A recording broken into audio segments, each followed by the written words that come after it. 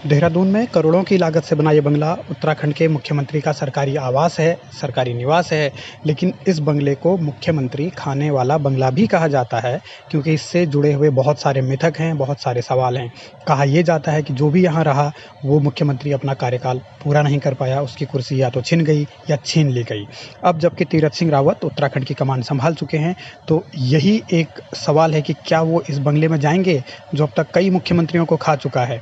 तीरथ सिंह रावत से पहले त्रिवेंद्र सिंह रावत इस बंगले में रह रहे हैं और उन्होंने अपना इस्तीफ़ा राज्यपाल को सौंपा है 9 मार्च को। और अब सवाल ये है कि जब वो छोड़ेंगे तो क्या तीरथ यहाँ जाएंगे, क्योंकि एक मिथक है कि त्रिवेंद्र सिंह रावत की कुर्सी भी इसी बंगले की वजह से गई और वो अपना 5 साल का कार्यकाल पूरा नहीं कर पाए।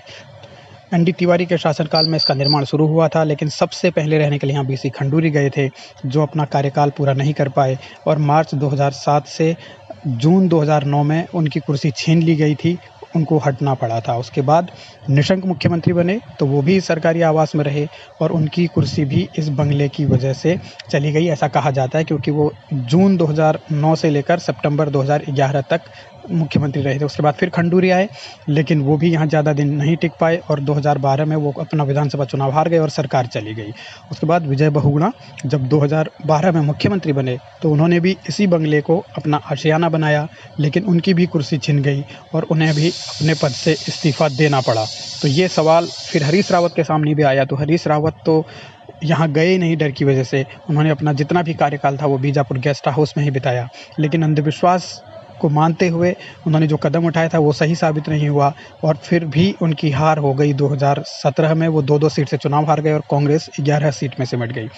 तो ये बंगला बहुत सारे मायने रखता है उत्तराखंड की सियासत में, खासतौर पर मुख्यमंत्रियों के लिए, उनके कार्यकाल के लिए, जो इसके साथ जुड़े हुए मिथक हैं। वास्तु के जानकार मानते हैं कि इसमें कुछ गड़बड़ियां हैं, जिनकी वजह से संभवतः ऐसा होता है कि कोई भी मुख्यमंत्री अगर यहाँ रहता है तो वो बंगला उसे खा जाता है, यानी उसकी कुर्सी खा जाता है और वो कार्यकाल पूरा नहीं कर पाता। अब जबकि तीरथ सिंह रावत ने शपथ ले ली है मुख्यमंत्री पद की, तो इंतज़ार इसी बात का है कि क्या वो इस बंगले में रहेंगे। क्या तीरथ सिंह रावत मुख्यमंत्री खाने वाले बंगले को अपना आशियाना बनाएंगे? तो आप इंतज़ार कीजिए और जो भी होगा उसकी जानकारी सब तक पहुंच जाएगी।